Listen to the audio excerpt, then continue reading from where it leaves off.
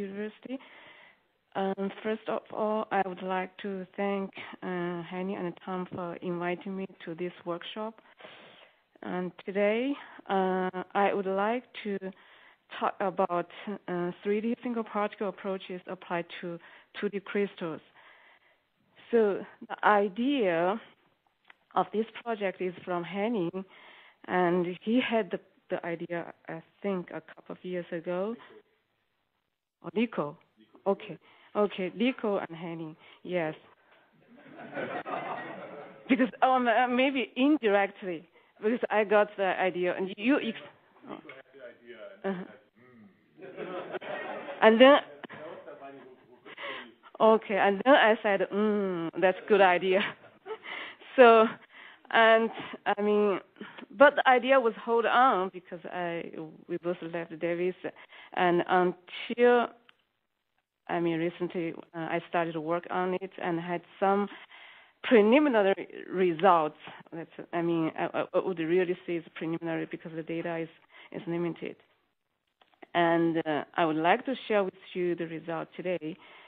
So now let's see. Yes, the 3D reconstruction, the basic idea. Okay, the 3D reconstruction, as we know very well, the basic idea is just to, assign the Euler angles to the projections and try to fill in the 3D Fourier space, of course, as full as possible. But how much really we need, I think, yes, there's a formula. Talk about that. So, in more detail, let's look at this flowchart. I think, and you might have seen this a couple of times. So, in order to get the 3D reconstruction of an object, what we really need is a couple of projections. And how many projections do we need? It depends on the resolution you want to achieve. Actually, I tested even, by 2 projections, I can still get something like a pole. So by one, of course, one objection is nothing we cannot do that, nothing we can do.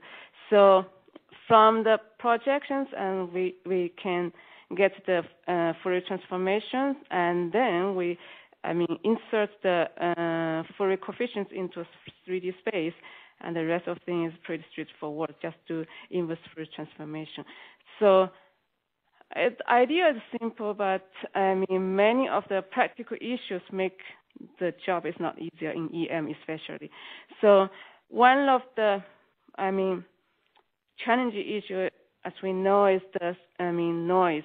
Is a very strong noise because when I first got in, John Henny's lab, he showed me the EM image because my background is normal image processing, and I asked him where is the signal because I couldn't see the signal. It's just noise.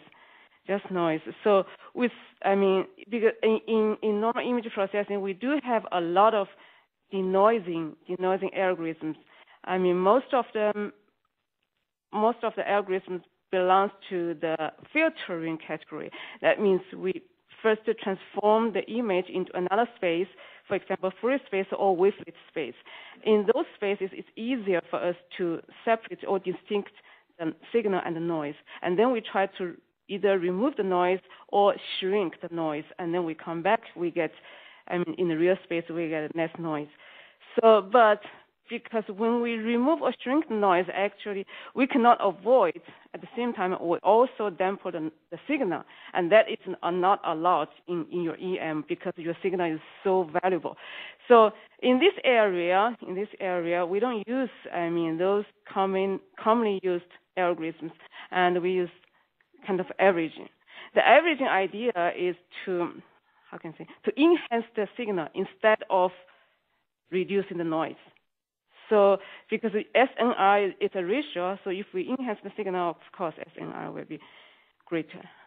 So the noise and the averaging idea is implemented basically in two methods. One is crystallography methods, and another one is single particle methods. So these two methods, we see that first in crystallography methods, and the average structure is contained in the diffraction spots. Of course, here is not only the amplitude, but also includes phases. So the diffraction spots of the Fourier transformation of the image. So in the single particle method, in order to calculate the average projection, we first need to align the particles in the same direction or orientation. So these two methods, they achieve the same goal of denoising, and but by different methods. Actually, many of the details and algorithms are quite different.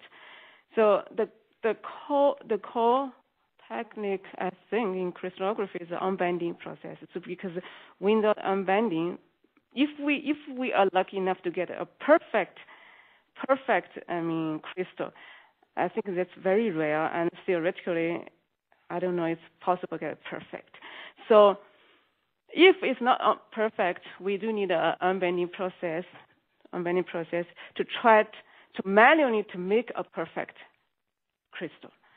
So in single particle method, of course, it's a single particle method. It's a easier job for people who do preparation, simple preparation. You just maybe it's not as easy as I thought, but it's not easier than the crystal methods. But the job for the single particles is that we need to align the scattered particles, and also try to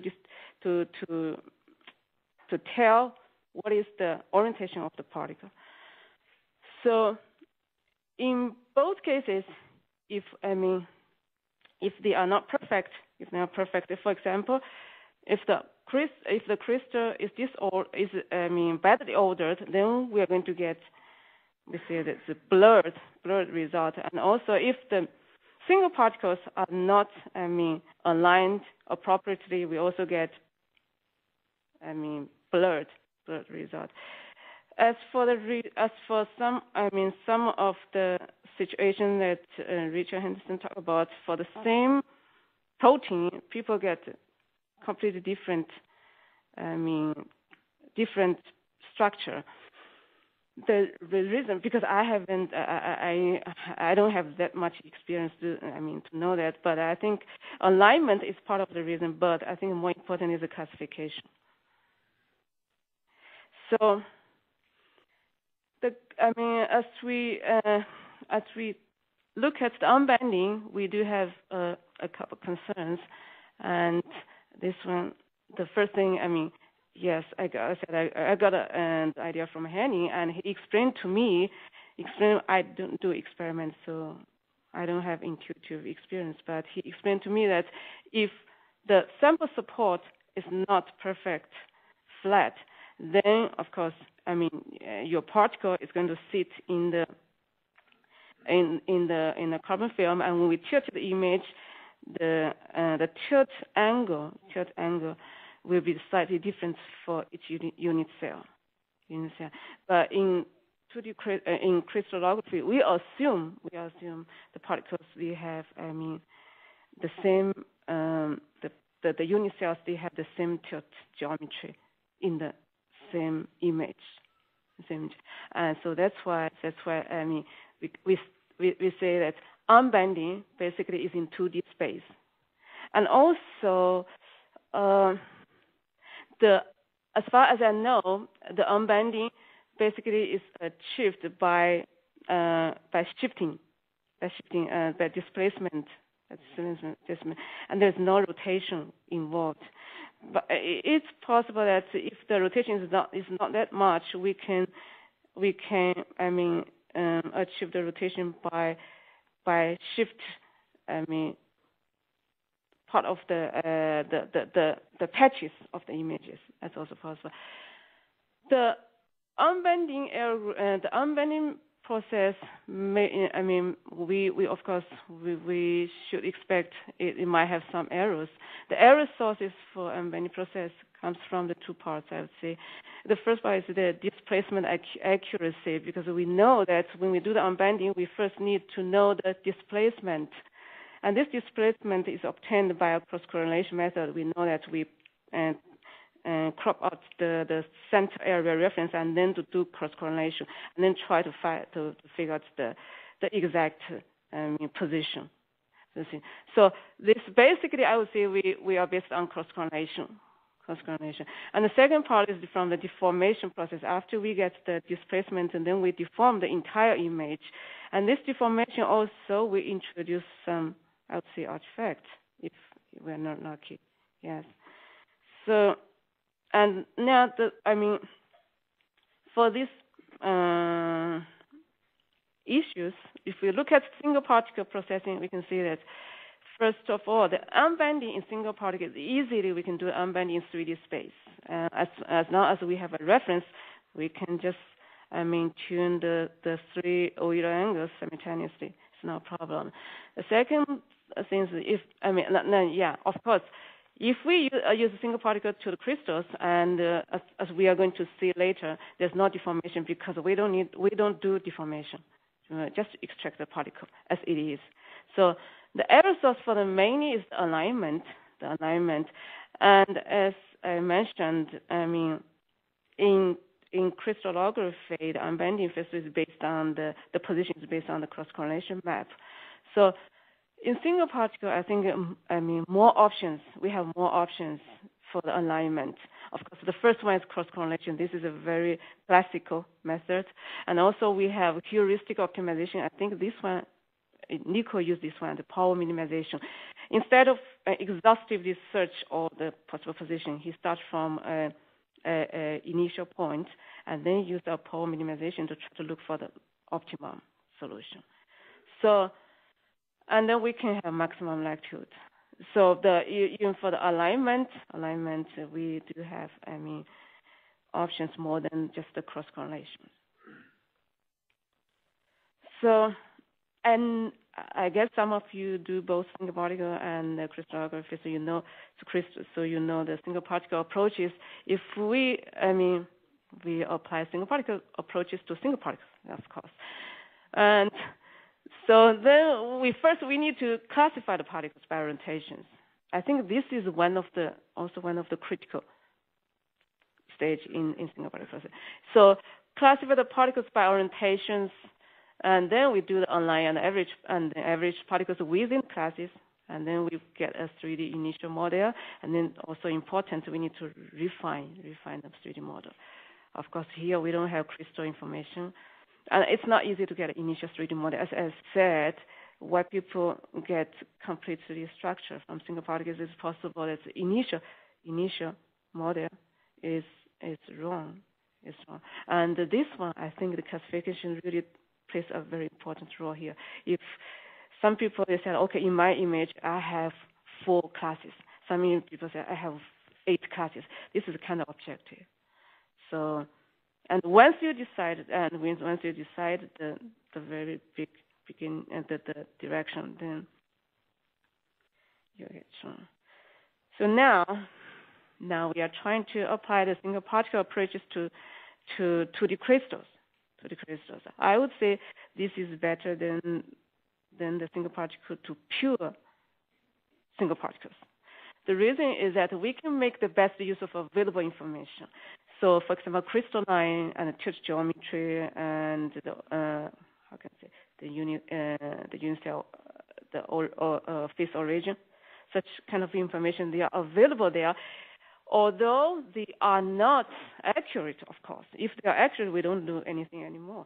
But they are not accurate, and that's the purpose we are going to do here, to refine, to get the better accurate, to reach higher resolution. But we do have this information, for example, approximate. And of course, the second one is comparing to crystallography method. Here we can take the issues of the lack of flat list by refining this parameters for each unit cell. So here is the flow chart in my program. So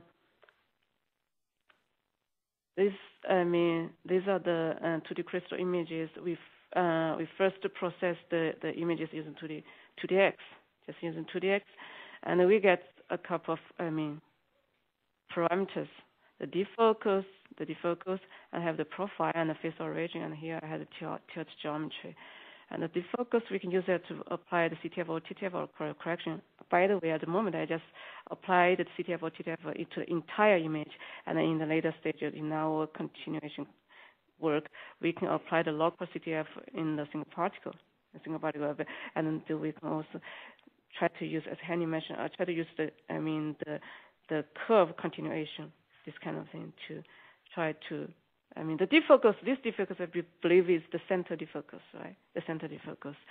So, and then we cut the CTF corrected image, we cut the particles or crop the particles from the images, so we get particle stacks. So these particle stacks, then we use the tilt geometry, and build the initial model here. So, and with this initial model and the particle stacks, we do single particle 3D reconstruction, and we get a final structure. Yes. So when you do the TTF correction, then you have somehow a filtered version of your image. I mean, you cannot apply TTF just over the whole image, or how do you do that? By the way, here first for anti-TTF I use the CTF. The second for TTF, actually I don't use the TTF in Richard Hansen's paper. What we did, I did a very simple one, is to borrow from the maximum likelihood, is do the kind of like a whitening. I don't know, that might bring some artifact, side effect to the processing on it. Oh, face flipping, yeah, of course, face flipping. Face flipping. So inverted image is because of gradient. What do you do with that? I do the face flipping to the entire image. Is that right? The defocus, if the defocus changes, does that only affect the amplitude, but also faces?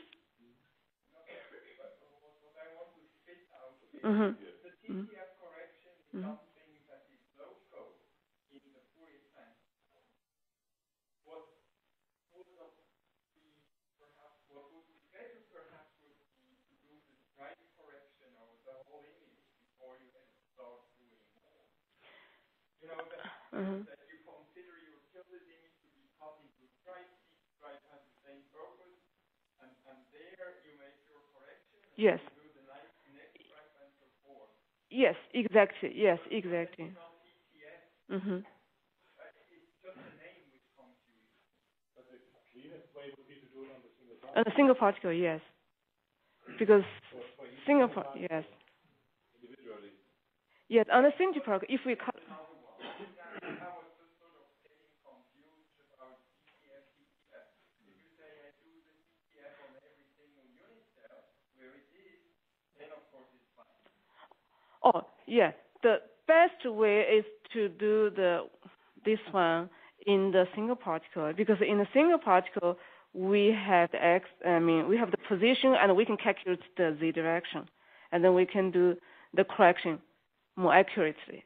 Maybe I have a misunderstanding from Henny's talk. I have a misunderstanding. I thought the entire, but at the moment I use a kind of like whitening in maximum accuracy.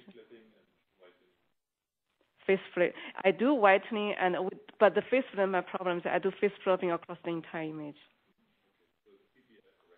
Yes. Okay, it's not TTF. I thought TTF only affected the amplitudes. It's not. Okay.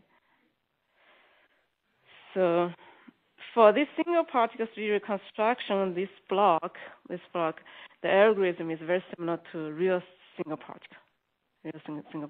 But only thing is here we don't need to do classification, because the classification normally, is from the how can I say, the crystal, because in one crystal entire image we can assume they are in the same class.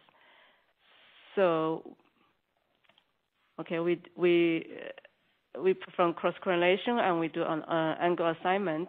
And for each unit cell, we get a specific angle or either angle set, and then insert the the particle into the 3D space and get a volume and then repeat this process. So for the cross correlation, we know that you see, to search for the parameter set, this is phi theta psi, and x, y is the displacement. So we try to get the maximum cross correlation, in certain angles, and then we do this is the new volume. So here's the result. That's why I talk about the preliminary result. I use GRPF, and basically I use six images, and 1 in 0 degree, and 3 in 30 degree, and 2 in 45 degree. These are the projections. And so now here's the results.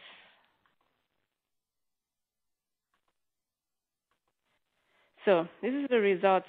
This is the camera. This is the result for the initial 3D model.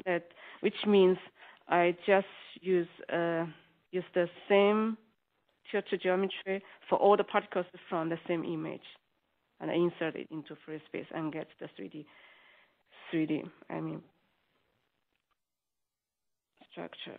And starting with this 3D structure, and I get after six, what is that? Six iterations, and this is what I got here. This is a cross correlation. And here is the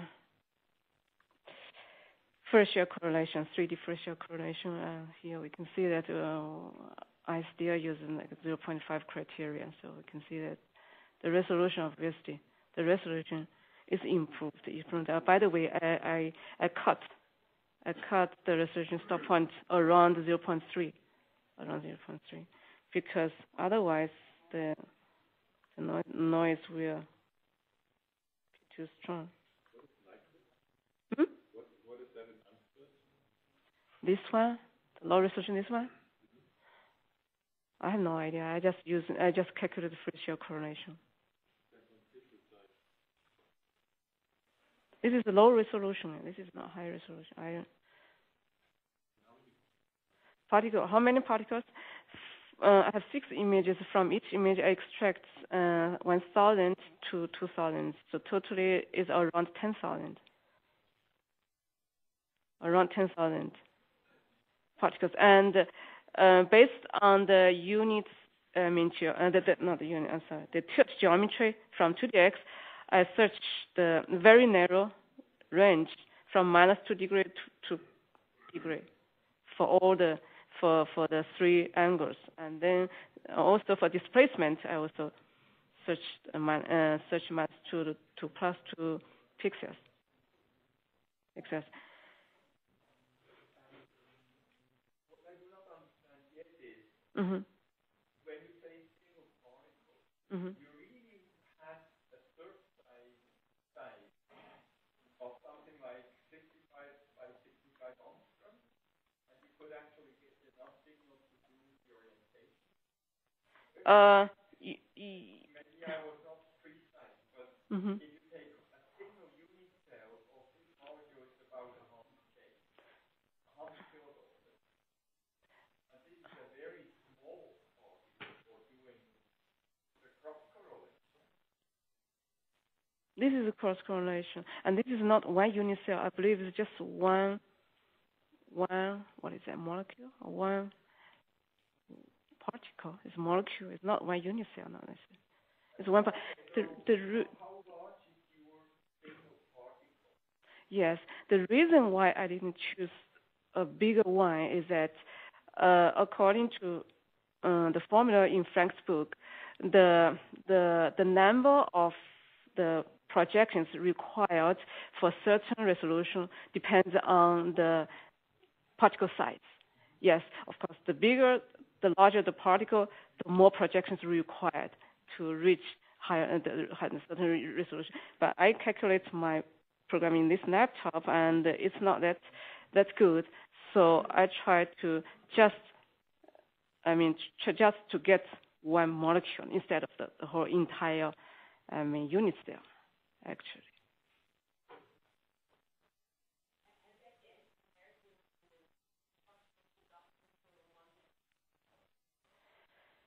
I think I have the one in Henning, but I think many of you may have the structure in your mind. This is a kind of famous. Sorry, I'm not. This is a famous protein. So I thought you had the structure in your mind. So because I really, you know much better than I know the proteins. Huh? Or you mean you're asking for more helices? So if you show the other one. So Okay, sure. The tetramer of GLIF, the refined structure. This is the initial one. Yes, this is the initial one. As show this one. This shows slight traces of alpha helices in the right positions and right tilt angle. And from 6 images and 10,000 particles, this is more than I was ever able to get with the MRT software.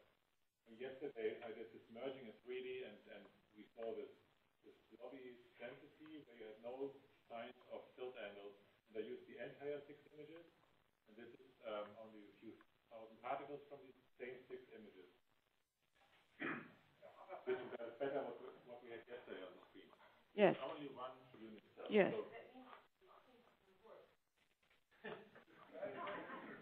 So I have to ask you, does it work? You don't know the structure. You don't know the structure, so a top view, okay. Because I know you can explain better than I whether or not this works. Is that correct, or is close to right, or is?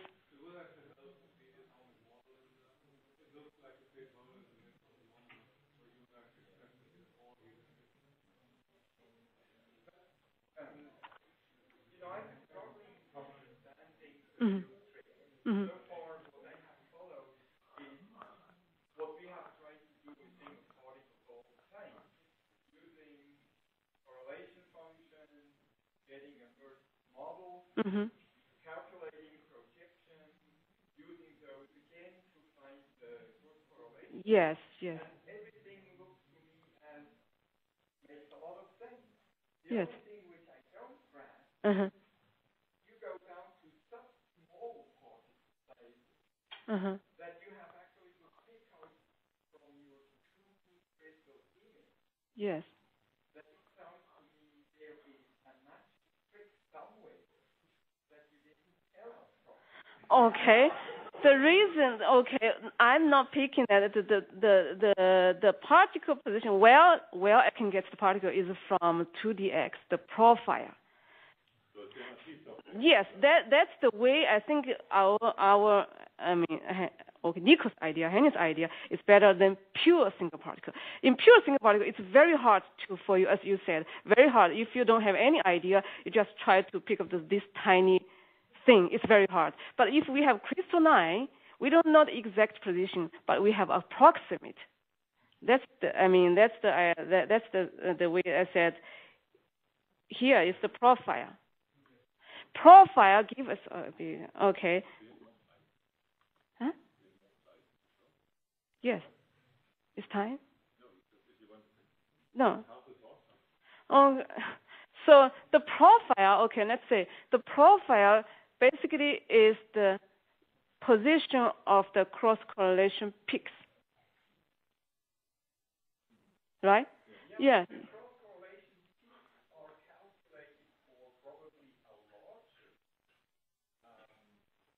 particle than a single molecule. I mean, to get the 90 peaks there, you would have a reference which is a lot bigger, a lot larger. right. Yes, that was done in 2DX before single particle processing. Right.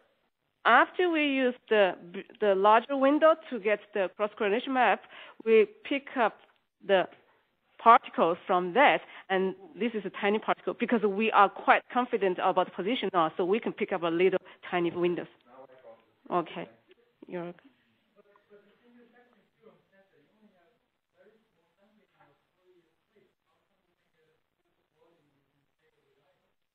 So I think obviously it would be better to use larger particles.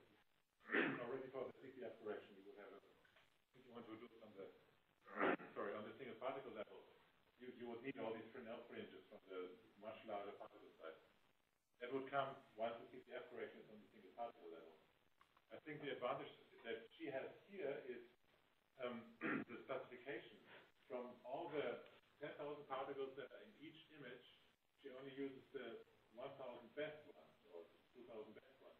So you reject all the single particle unit cells from your noisy crystal image, and then we leave with your current model. And that's something that MRC can't do because you just do Fourier filtering the entire image, also the bad areas. Or you can try to mask them out, but they're still there. And this is much more selective on the individual unit cell level. Yes. So that's one advantage that she has. Yeah. And then I don't know if I have done it here, and we are in the discussion. Do you still continue your talk, or is this your talk? I still have slides. Yeah, then we should go forward because the time is up. Okay. So that's why, and from this, from this preliminary result, this is the cross correlation, and we do have other options in single particle. For example, the heuristic optimization algorithms, and Nico in his free he uses power minimization search. And this algorithm, I think it contributes a lot to his, So that's just a comment.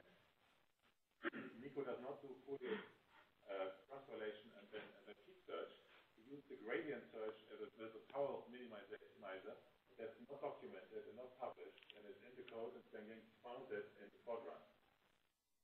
So that's something that I believe. I think this is very important. Nobody knows. This is a comment, and it's stronger than cross-correlation peak search. So the basic idea of a heuristic optimization algorithm is just locally. By the way, this is locally because we also have a global search. So locally, when we have this kind of function curve, so if you are very close to the optimum, then you're using, kind of similar to gradient method to reach the optimum point. So we also have a similarity, very similar to power minimization, but a different similarity and linear search or something like that. And now the next one is this is a heuristic optimization algorithm. We don't use, how can I say, statistics. And the next one is we can use the statistics. So because of the cross correlation problem, the problem is it sometimes it's affected by the noise because we have so strong noise there. The noise correlation sometimes even is, anyway, it's very strong. So in this case, we cannot trust. If we cannot trust, the angles for each individual particle, in that case, what can we do? What we can do is we can use the statistics. So instead of dependent on the individual particle assignment in the angular assignment for individual particles, we try to look for the alignment by the large population of particles. So the idea of the maximum likelihood approach is that no alignment site is determined. So we are not trying to find out for this projection it is 3 degrees or is it 5 degrees or it's not. No, we will not try to find a specific oil angles for the particle. Instead, we think it's a random variable. So it might be 3, it might be 4, it might be 5. It's random, but the random is, the random itself, the random variable itself has a statistical distribution. You see, so what we do instead of trying to find out the alignment, the angle for each particle, we try to find the statistical parameters which best describe the observed data. So for a specific particle, I don't try to find out the 2 or 3 or 4 degrees. Instead, I try to find, okay, this degree is a Gaussian distribution. So what is the Gaussian distribution, the standard deviation, the mean? That's the only particles I'm trying to find out. And with the calculated standard deviation and the mean, I will get, this parameter will best explain the observed result. That's the idea. So we also the parameters in addition to the angle, we also have the sigma.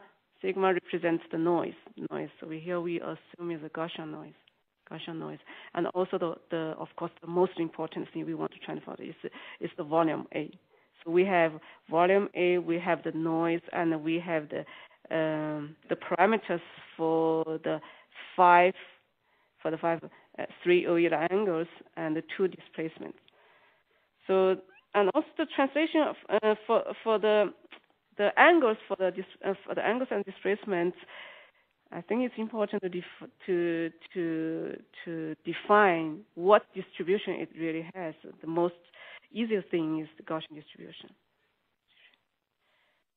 So now, as a result, I skip all the mathematics or whatever. So as a result, now each particle, instead of being assigned a specific each particle, instead of being inserted by a specific angle in a specific angle, it contributes to all the possible projections with probability. For example, if the distribution is like 60 degrees standard deviation, so all the possible maybe it's 5 to 6, 5 for whatever, all the possibles, and then we calculate the probability. So this particle might be 4 degree, might be 5 degree, might be 3 degree. They are all possible, but they just have different probability. The most often, for example, 60% possibility that it is, 5 degree. 40%, 30% it is 2 degree, what else? So we calculate the probability for each particle, and then we insert the particle. So here I think I can show you the flow chart here. So this flow chart is very similar to cross correlation. The only difference is here, instead of perform cross correlation, we perform ML processing. So instead we get a specific angle assignment for the particle, we get the ML width or probability. So, and then using the width or probability, we insert one particle into several directions. We get the 3D volume here. The most, I would say the most important advantage of ML is that it is a free choice of initial reference. So as we know, it's very important for cross correlation. It's very important for cross correlation. What important the initial model. So if we try to align the particles using an apple, I think Nico did the experiment. If we use an apple as an initial, okay, then we get apple. If we use a banana, then we get a banana. That's the disadvantage of cross correlation. But here, we don't have that one. That's the most important. Okay, maybe I just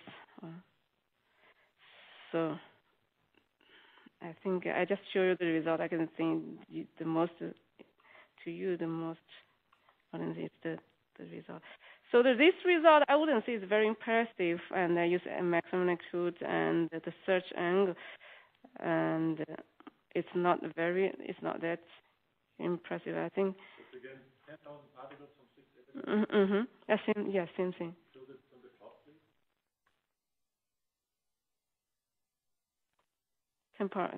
10,000, yes.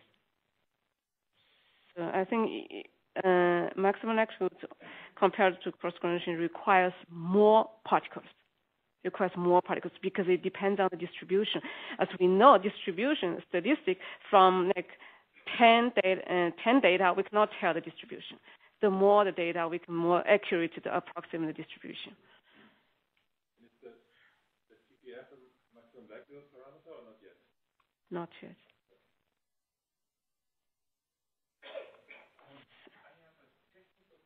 Yes. You know, I'm sort of locked into how things might work or not. Mhm. You go through refinement processes here. You have your 3D model, Mhm. and now you calculate all projections that are possible Yes. with 1 degree or 2 degrees, whatever. Mhm. And now you have those templates. So to get pure angular assignment, Mhm. you would take instead of the one that fits, Yes. which we do Yes. usually. Yes. You take the next Mhm. 5 going up and 5 going down, but Mhm. and they have a much smaller Yes. Yes. correlation. Yes. You Yes. still take those possibility when you then reconstruct the map in a way, or what? Okay. So the reason cross correlation, the reason I think cross correlation is kind of dangerous is because when you do the cross correlation, that means you throw away other possibilities. You just go this direction. If you miss, one possible, even though now the probability is low, but it might be higher in the future refinement, but you miss it, right? So ML, it keeps all the possibility and try to figure out the final. Is that, yes. It's okay. Then that's it, almost. The conclusions, and I think we do have. So in the future, I would like to explore different 3D alignment projects because I implement the cross correlation at the maximum. I do need a lot of work to do, like incorporate TTF, CTF. So, and also here there's like overlapping issue when I cropped the single particle. And also, at the moment, these algorithms have yet been incorporated into the software package. So, and finally, I would like to thank Henny. I really appreciate. He guided me into this area. When I first joined his lab, I had no idea, nothing, zero, about EM. It's of course crystallography, nothing. So he got me step by step, and then a lot from him.